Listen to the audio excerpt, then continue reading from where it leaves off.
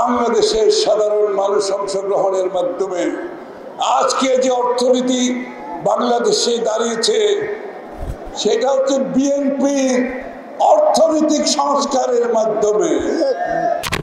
আজও বাংলাদেশ যেখানে দাঁড়িয়ে আছে, সারাদিন ধরে বলবো রাজনীতিবিদদের সংস্কারের বক্তৃতা দেওয়া বন্ধ করে। Stop lecturing politicians.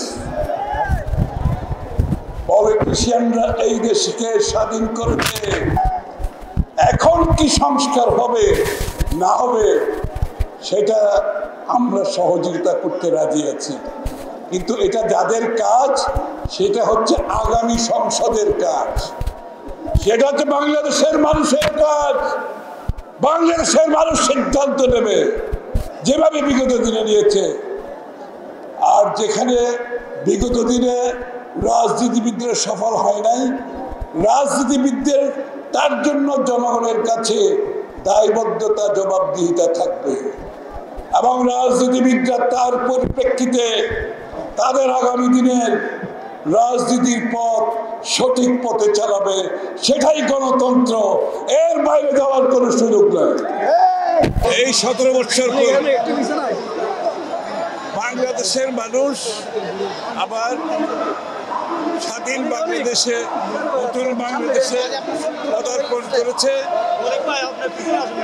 বহু রক্তের বিনিময়ে গত 15-16 বছর বাংলাদেশের মানুষ, বিশেষ করে বাংলাদেশ জাতীয়তাবাদী শক্তি নেতৃত্বে যে আন্দোলন করেছে, হাজার হাজার মানুষ প্রাণ দিয়েছে, গুম হয়েছে, খুন হয়েছে, চাকরি হারিয়েছে, ব্যবসা হারিয়েছে।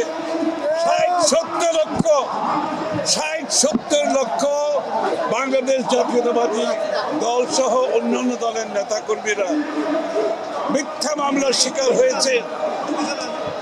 প্রতিদিন তারা কোর্টে হাজিরা দিতে হয়েছে। তাদের পরিবার তাদের এলাকা থেকে বিচ্যুত হয়েছে, পালিয়ে বেরিয়েছে।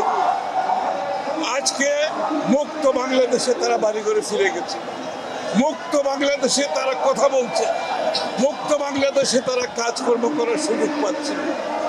এই বাংলাদেশ যাদের অবদান গত 15-16-17 বছর ধরে, তাদেরকে আমরা আজকে স্মরণ করছি।